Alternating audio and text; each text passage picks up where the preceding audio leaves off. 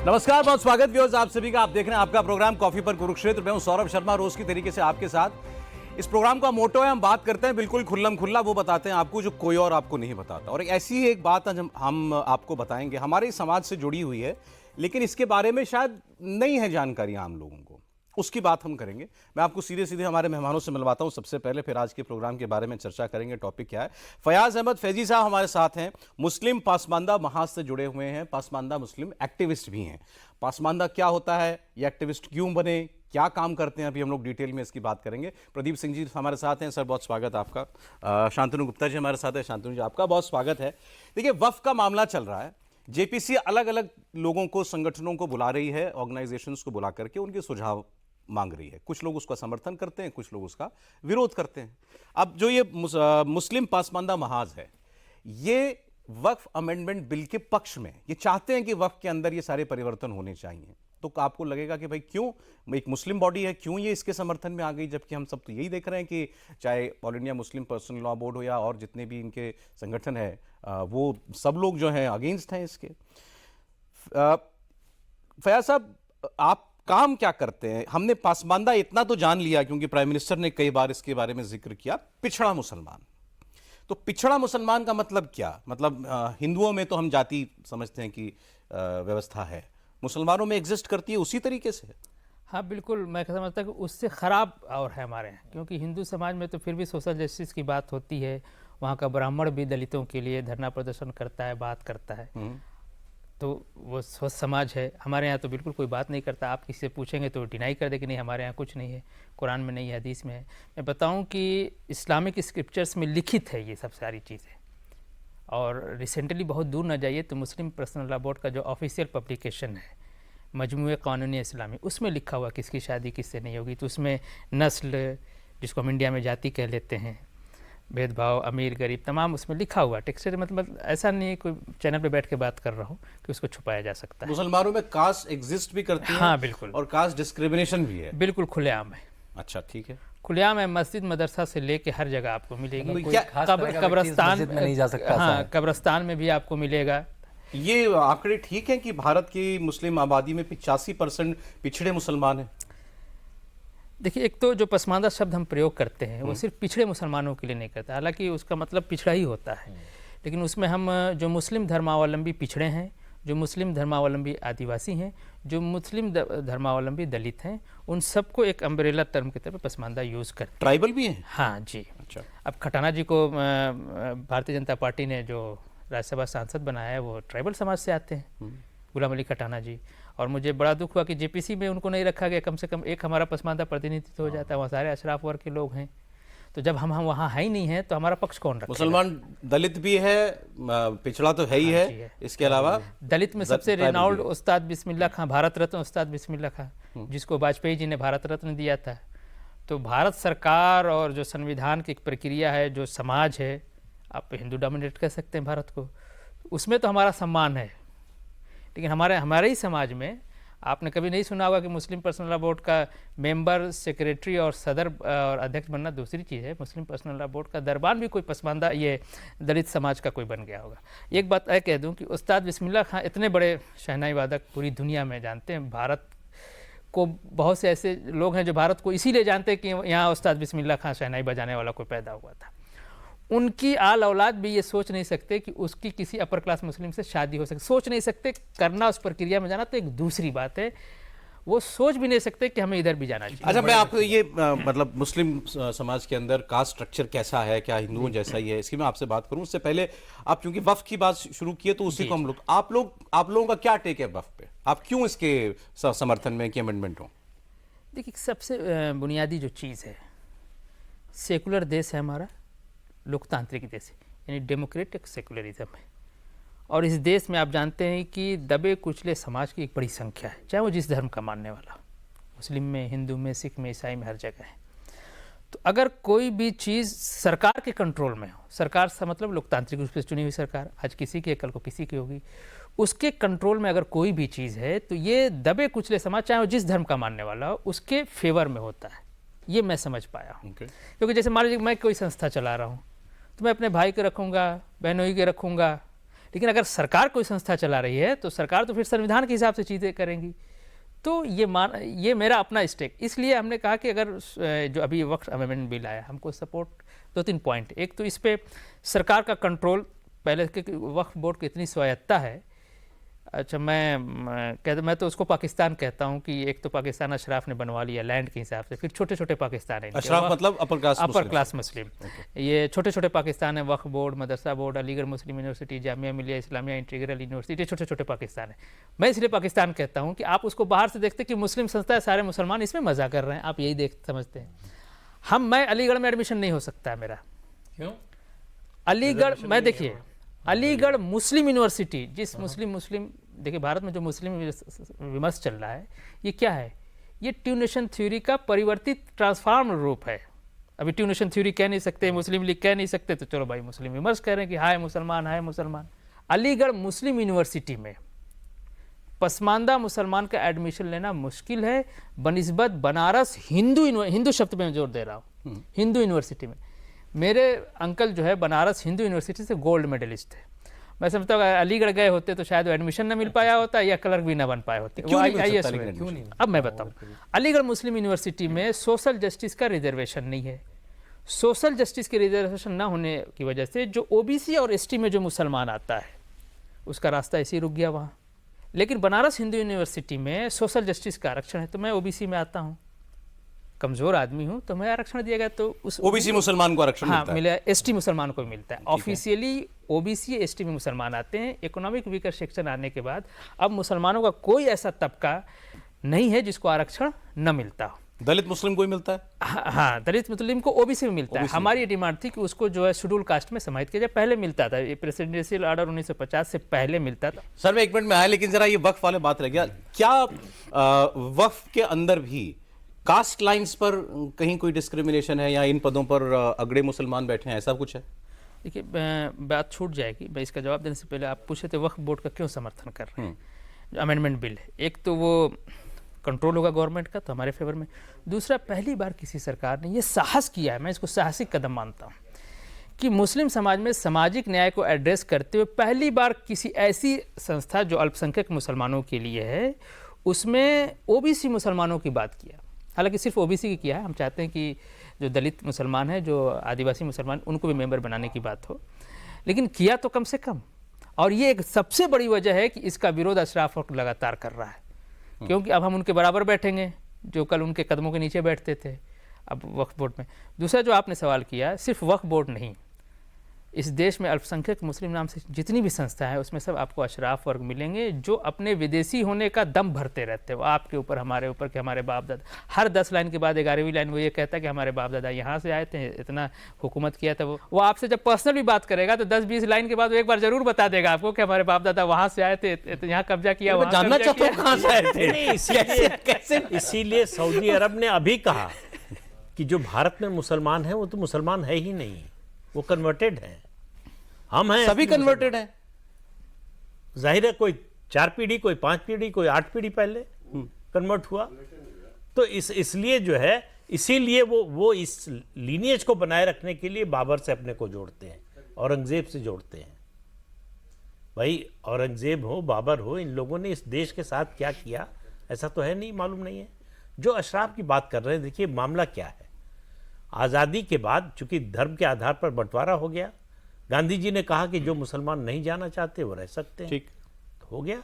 किसी ने एतराज़ नहीं किया, किसी हिंदू संगठन ने या किसी हिंदू ने इस पर एतराज़ नहीं किया। तो इन लोगों ने मुसलमान वोटों की ठेकेदारी ले ली, जो अशराफ वर्ग है, कि आप हमारा ध्यान रखिए, वोट हम आपको दिलाएंगे। तो कैसे दिलाएंगे? तो मजहब के नाम पे दिलाएंगे। कि अगर नहीं दिया वोट, जिसको हम कह रहे हैं उसको नहीं दिया, तो हमारा धर्म, हमारा इस्लाम खतरे में पड़ जाएगा। अच्छा, तो इस नाम पर जो है एक तरह से एक्सप्लॉयट करते रहे। इसलिए आपको याद होगा कि हैदराबाद में जब बीजेपी की नेशनल एग्जीक्यूटिव हुई, तो प्रधानमंत्री ने जब पसमानदा का पहली बार मुद्दा उठाया अपनी पार्टी की सबसे बड़ी डिसीजन मेकिंग बॉडी में, तो कहा कि ये मत सोचिएगा कि हमें वोट देंगे कि नहीं, ये सोचकर मत जाइएगा। तो वोट को पहले बाहर किया। केवल कंसिडरेशन किसी दो समाजों के बीच में, दो वर्गों के बीच में संबंध का आधार वोट नहीं होना चाहिए, या वोट ही नहीं होना चाहिए। गिव एंड टेक नहीं होना चाहिए। हर राजनीतिक दल मतलब ये ट्रांजैक्शनल नहीं होना चाहिए बिल्कुल। कि हमको वोट दोगे तो हम तुम्हारा साथ देंगे, नहीं वोट दोगे तो नहीं देंगे। ठीक।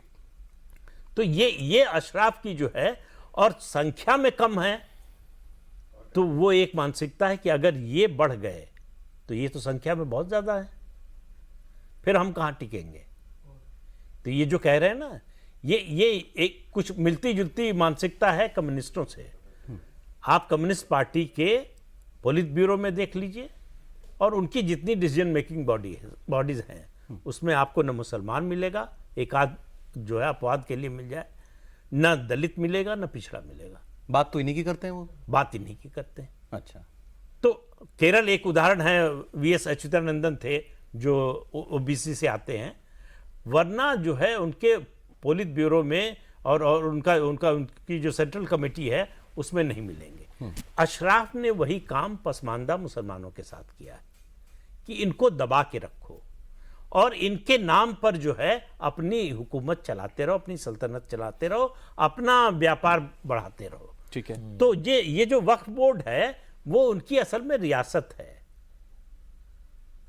अभी कर्नाटक का 2012 में कर्नाटक की जो माइनॉरिटी कमीशन है उसकी रिपोर्ट आई, तो वक्फ की जो प्रॉपर्टी है उसके मैनेजमेंट में 2000 करोड़ रुपए का घोटाला सामने आया। तो ये पैसा किसी पसमानदा के पास तो गया नहीं।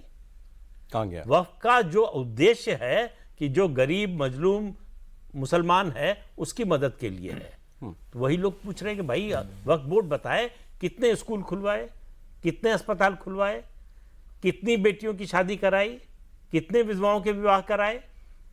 तो अगर आप उस समाज की भलाई के लिए कर रहे हैं तो क्या किया है? राइट। लेकिन मतलब आम तो सोच तो ये है कि भाई इस्लाम एक मोनोलिथ रिलीजन है, इस्लाम में भेदभाव नहीं है ये, लेकिन अगर इतनी ऐसा ही है डिस्क्रिमिनेशन जैसा मान लीजिए हिंदू समाज के अंदर कहा जाता है, तो फिर तो कोई अंतर नहीं है। बल्कि मैं तो कहूँगा ये कितनी सफाई से इसको छुपाया गया जो समाज में हर जगह है।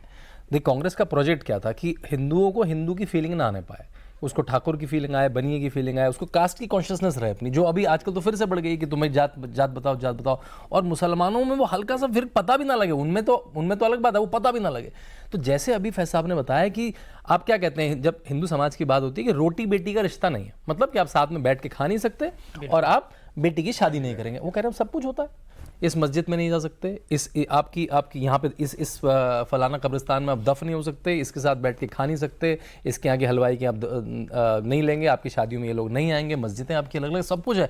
लेकिन आज तक 70 साल तक हल्का फुल्का आप एक एवरेज आदमी से पूछ लीजिए, उसको मालूम नहीं, हल्का सा पता होगा शिया सुन्नी है, बस इतना पता होगा कि हाँ वो शियाओं के थोड़े त्यौहार अलग है या वो कि और स्कूल्स ऑफ ज्यूरिस्प्रूडेंस हैं मतलब इस्लाम की, बस। लेकिन ये पता ही नहीं लगने दिया। अब जाके जब प्रधानमंत्री ने पसमंदा बोला तो पसमंदा शब्द आया, वो तो राजनीतिक सर्कल में मत सोचिए आप एक आम जन से पूछिए, आम जो सड़क पे घूम रहा है उसे पता है कि मुसलमान मोनोलिथ है, क्योंकि अगर वो लेयर्स पता लग गई उसकी तो उसमें तो फिर पसंदीदा लीडर भी। अगर आप कुछ ऐसे कुछ ग्लेयरिंग एग्जांपल्स बता पाए हमको कि हमें कैसे है ये ऊंच नीच का फर्क, कहाँ क्या मस्जिदों का उदाहरण दे दूं या कब्रिस्तान तो आपको हर शहर में मिल जाएंगे। मस्जिद आजमगढ़ में एक गांव है जहां बहुत बड़ा बैतुल उलूम एक मदरसा है, बहुत बड़ा मदरसा फत्तनपुर। उस गांव में 2 मस्जिद हैं, एक मियाने की मस्जिद और एक धोबियाने की मस्जिद। क्या मतलब वो इनका मियाने और धोबियाने? मियाने का मस्जिद मतलब मियाँ जी की मस्जिद, बड़ी। धोबियाने की मस्जिद मतलब धोबी की मस्जिद। मुसलमान तो दोनों हैं। जहाँ इतना बड़ा मदरसा है, उनके साहब बहुत पॉलिटिकल भी रहे हैं, वो बैतुल उलूम बहुत बड़ा आजमगढ़ का मदरसा माना जाता है, उसी गांव की बात बता रहा हूँ। और वहाँ पे एक साहब अशराफ है, उनका घर धोबी की मस्जिद के सामने। धोबियाना वहाँ की लोकल लैंग्वेज में, थोड़ा सा भोजपुरी उसी से मिक्सअप लैंग्वेज है आजमगढ़ की। तो वो साहब उस मस्जिद में जाके पूरा गांव का चक्कर लगा के दूर जाके मियाने वाली मस्जिद में नमाज पढ़ते हैं। धोबियों की मस्जिद में तो अल्लाह ताला सुनेंगे नहीं, चलो भैया।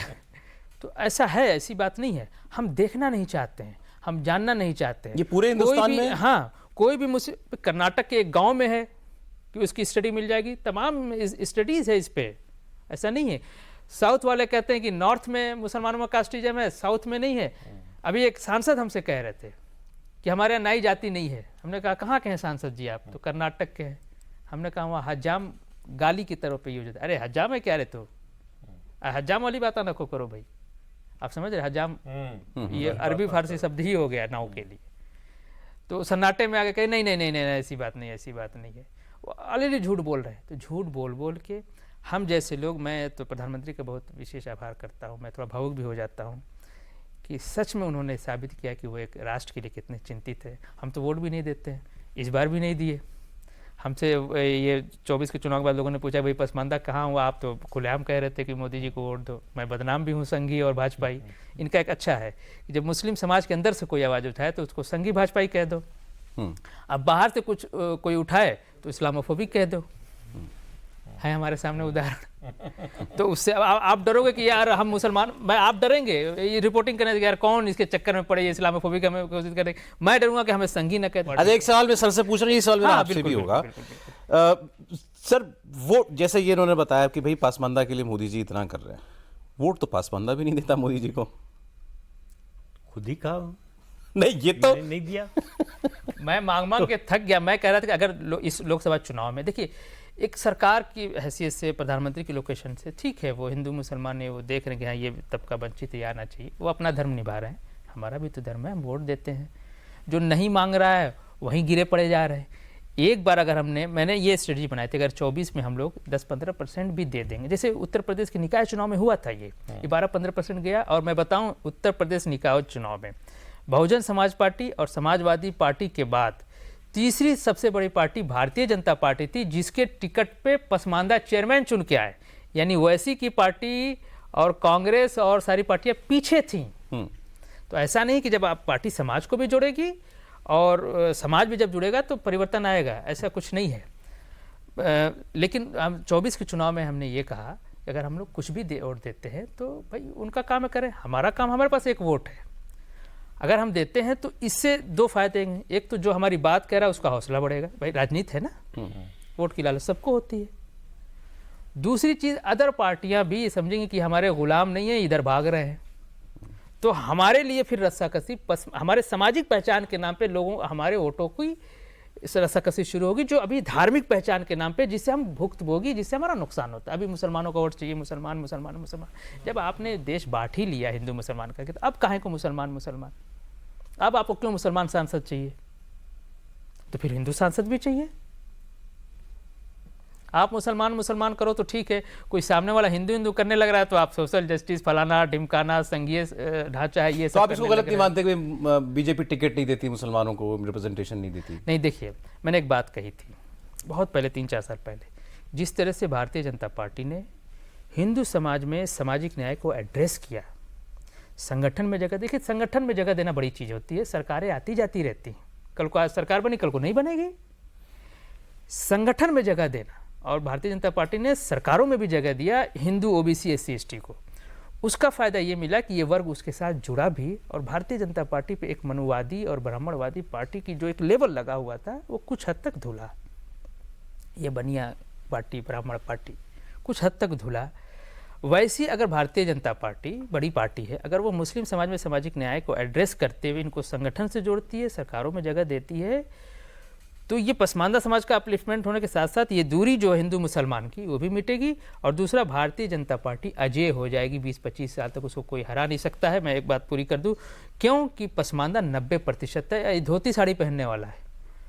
अशराफ की औरत एक दिन मंगलसूत्र टीका लगा ले, साड़ी पहन ले, तो खचाखच खचाखच फोटो खींचने लगता है, अरे फलां साहब की वाइफ है, देखिए कितनी भारतीय संस्कृति, गंगा जमनी तहजीबी फलाना।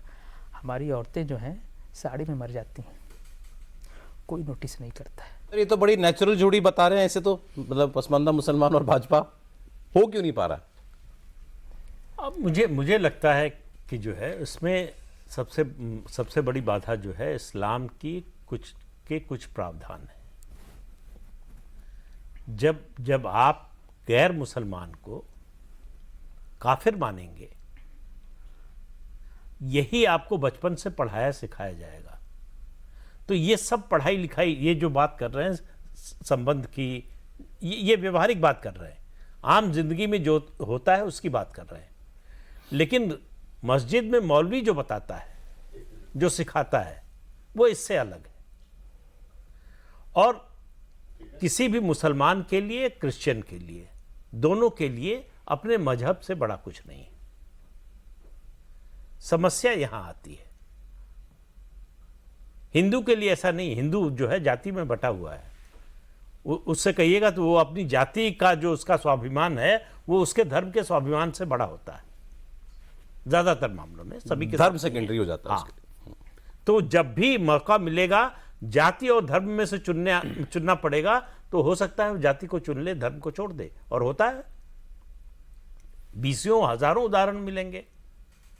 तो ये जो फर्क है ना, ये खत्म नहीं हो रहा है कि आप टिकट देंगे, जैसे ही कल को भाजपा टिकट दे दे इनको, तो मुसलमान समाज इनको मुसलमान ही नहीं मानेगा। जो भाजपा के सारे प्रवक्ताओं के साथ होता है, हाँ। सबको संघी मुसलमान। इसमें मैं कुछ पॉजिटिव चीज़ें भी देखता हूँ। जैसे केरल में एक ही टिकट दिया था लोकसभा में, 85,000 वोट पाए केरल ऐसी जगह में। मैं इसको बहुत बड़ी कामयाबी समझ। तो जो कल्चरल साम्यता है, ये हमारी सबसे बड़ी ताकत है। हम इस पे काम करेंगे तो ये यहाँ से ये जोड़ पैदा होगा। तोड़ने के लिए एक संस्था बनी है जिसका नाम है तबलीगी जमात। जाहिर सी बात है, तबलीगी जमात इस्लाम को जो चाहती है, हाँ, वो कहती है कि सिंदूर लगाना हराम है, साड़ी पहनना हराम है, सारी हमारी पुरुष के लिए धोती पहनना। मेरे दादाजी जीवन भर धोती पहने, मेरे पिताजी ने बीएससी तक धोती पहना, क्योंकि उस वक्त वही ड्रेस था। और दादा को जब नमाज पढ़ना होता था हमारे, तो पीछे से पोंछ खोल देते थे, लुंगी ऐसी हो जाती थी, क्योंकि उसमें यह था कि घुटने के ऊपर का नहीं दिखना चाहिए। तो धोती में अगर होता तो कभी कभी वो दिख जाता है। कोई दिक्कत नहीं हमको नमाज पढ़ने में, पूरी जिंदगी वो धोती पहना उन्होंने, तो क्या जहन्नम में जाएंगे? तो ये सब हालांकि मैं एक बात बोली, इस्लाम में जो है एक कुफू का सिद्धांत है जो आपके लोकल कल्चर को फॉलो करने की अनुमति देता है। ये सिद्धांत ये लोग नहीं बताएंगे।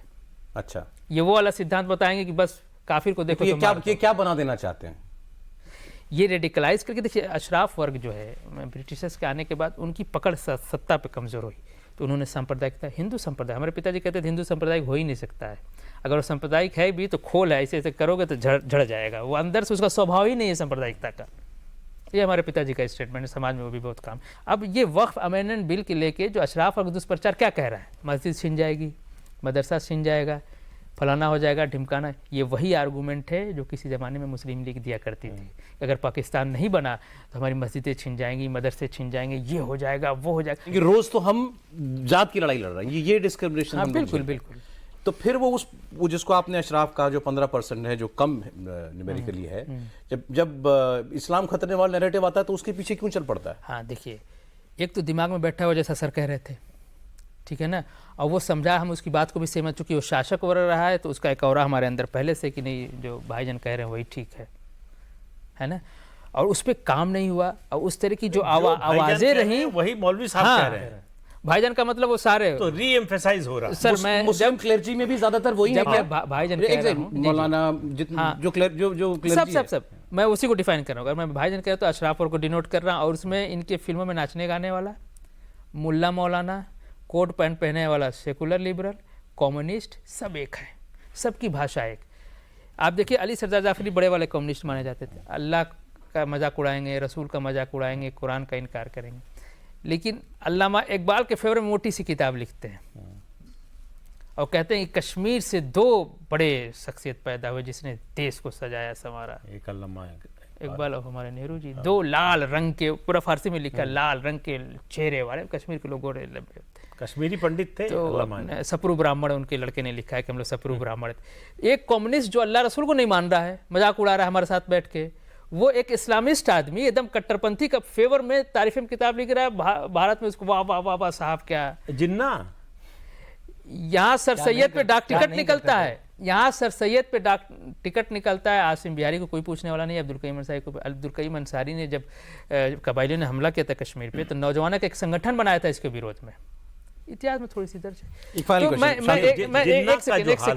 एक सेकंड में, तो जैसे आपने बात किया उसी कड़ी में है कि अगर हम इस पे पहले तो बात करना शुरू करें, और हमारे साथ जो डिस्क्रिमिनेशन होता है ना, हमको पता भी नहीं चलता है कि ये डिस्क्रिमिनेशन है। हम इतने यूज टू हो चुका है पसमानदा, उसको लगता है कि नहीं ऐसी सैयद साहब ऐसे ही हाथ चूमना ही है, पैर सजदा लोग करते, सजदा इस्लाम में हराम है। मैं अपनी आंखों से देखा पैर का सजदा करना सैयद बुजुर्ग का हैदराबाद में, जबकि इस्लाम में हराम है सजदा करना। तो वो सजदा हमसे करा ले जाते हैं, वो जायज़ हो जाता है। अगर हम मोदी जी की तारीफ करेंगे तो काफिर हो जाएंगे। तो आप समझ रहे हैं जी। हम जिन्ना साहब की बात कर रहे थे। वो मुसलमानों का सबसे बड़ा मसीहा माना जाता है। उनकी पत्नी पारसी थी। MC छागला, जो बाद में भारत के शिक्षा मंत्री भी बने, एम्बेसडर भी रहे, उन्होंने एक किताब लिखी है। उसमें लिखा है कि एक बैठक चल रही थी, 10-12 मौलाना बैठे थे, जिन्ना साहब के साथ बात हो रही थी। ये 45-46 के बीच की बात है। उनके ड्राइंग रूम में बैठक चल रही थी। उनकी पत्नी आई, बोली कि बहुत अच्छा पोर्क बनाया है, जल्दी चलो, मीटिंग खत्म करो। वो जल्दी से गए, उनको पकड़ के अंदर ले गए। कहा क्या बोल रही हैं? उन्होंने कहा क्या बोल दिया? तो बोले कि अच्छी बात यह है कि ये लोग पोर्क का मतलब नहीं समझते जो वहां बैठे हुए हैं। नहीं तो अभी क्या हंगामा होगा। और वो पाकिस्तान मना ले गए। भाई उनके टिफिन में रत्ती बाई जब लेके आती थी ना उनकी टिफिन में, तो पोर्क और वाइन के शौकीन थे। शराब तो मौलाना आजाद भी पीते थे, चैनी स्पोकर थे, शराबी भी थे। तो दिनशा भाई पेटिट की लड़की थी रत्ती बाई पेटिट, और वो उनके दोस्त थे। दिनशा भाई हम उम्र दोस्त थे, और ये बहुत कम उम्र थी, 16-17 साल। वो शायद एक अलग से इशू, किसी पर्सनल किसने किसी शादी का हमारा मैटर नहीं है। तो वो सुअर का गोश्त खा के इस्लामिक स्टेट की लड़ाई लड़ते थे। लेकिन अभी इन्होंने कहा कि अगर पासवान और भाजपा की दूरी कम हो जाए तो भाजपा अजय हो जाएगी दिन में। तो बिल्कुल ठीक कह रहे हैं। भाजपा का अपना एक वोट शेयर है। भाजपा जो उनकी जो सबसे बेकार परफॉर्मेंस है 240 की, उसमें भी वो 37% वोट पे खड़ी है। उस पर आप अगर 4%, 5% वोट पड़ जाए, अगर फर्स्ट पास द पोल सिस्टम है जो 40% पहुंच जाएगा, वो अजय हो ही जाएगा। लेकिन जिन्होंने ठीक है कि विमर्श तो शुरू हो, हमें तो 70 साल से यही नहीं पता था कि क्या लेयर्ड है। इसके लिए हिंदुत्व की कुर्बानी लगेगी क्या? हिंदुत्व की कारण बिल्कुल नहीं लगेगी। इसमें देश का एक अंग है जो छूट गया, उसको मैं साथ इसका में जवाब लाना। देना चाहूँगा। एक जो कहते हैं ये लोग, मुझसे भी कई बार कह चुके, पर्सनल भी बात होती है हमारी कई लोगों से, जो बिल्कुल हिंदुत्ववादी हैं।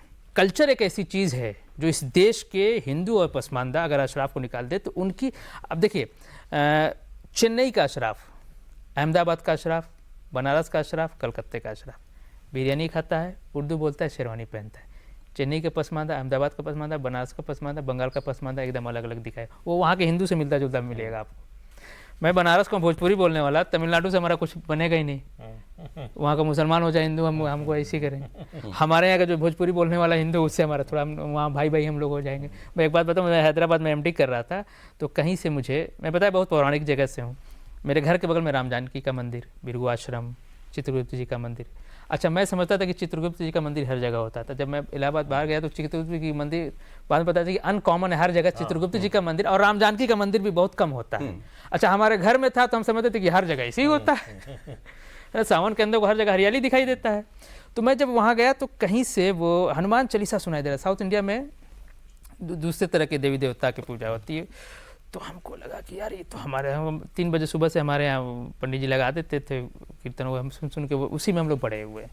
तो मुझको बड़ा अपमाय, प्रदीप जी मैं आप सीनियर हैं, पिता तुल्य हैं, मुझे बड़ा अपना कि यार हमारी तरफ की कोई चीज़ बज रही है। मैं ढूंढते ढूंढते मंदिर पे चला, पता चला कुछ नॉर्थ इंडिया के लोग अपना, तो मैं जाके वहाँ बैठ गया। मैं मुसलमान हूँ, हनुमान जी का मैं एक डिटी की तरह, देवता की तरह रिस्पेक्ट करता हूँ, लेकिन मैं उनको आराधना तो करता नहीं हूँ। तो मैं जाके मंदिर क्यों बैठा? ये जो हमारी कल्चर चीज़ की है, तो हमारे यहाँ की चीज़ है, बलिया की चीज़ है, खुशबू आ रही है, वहाँ तेलुगु तमिल में फंसा हुआ, जाके बैठा हूँ आराम से, हमको सुकून मिल रहा है।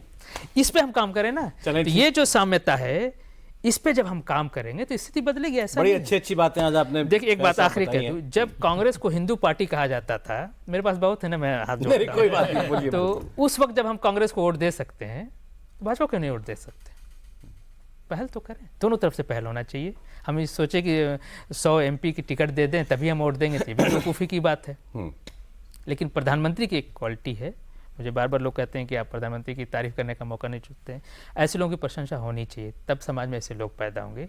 उन्होंने बिना इस लालच को, अभी भी देखिए कहीं ना कहीं मौका दे के फिर बोलेंगे, वो अभी भी इस बात पे डटे हुए हैं कि हमें वोट की नहीं। अपने कार्यकर्ता की मीटिंग में कहा था ना, जनरल मीटिंग तो थी नहीं कि पसमानदा को हम ये करेंगे वो करेंगे, हमें वोट दो। Close door meeting. अपने कार्यकर्ताओं को समझाना कि वोट के चक्कर में मत पड़ो, इस समाज को जोड़ो।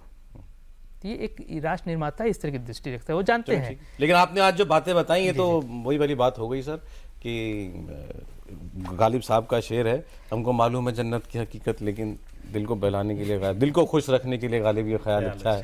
आज बहुत सारी अंदर की बातें पता चली। बहुत शुक्रिया सर, आप आए नहीं, नहीं, हमारे प्रोग्राम में। आपका बहुत खास तौर आभार, पर आपने मौका दिया। बहुत नेशनल चैनल पे आपके चैनल को नई बहुत बातें लोग जानने को देखते मिली हैं। आज आपसे जी। और मेरा आग्रह रहेगा कि आप मुझे बुलाएं, चैनल बुलाएं, पसमानदा समाज के जरूर, लोगों को, बिल्कुल। प्रतिनिधियों को बुला के उनसे हर मुस्लिम विमर्श पे बात कीजिए। और किसी भी मुस्लिम मामले में जब आप सोशल जस्टिस के पॉइंट ऑफ व्यू से जब बात करेंगे तब ये अशराफवाद टूटेगा। प्रदीप जी बहुत शुक्रिया सर आपका। शांतनु बहुत धन्यवाद आपका।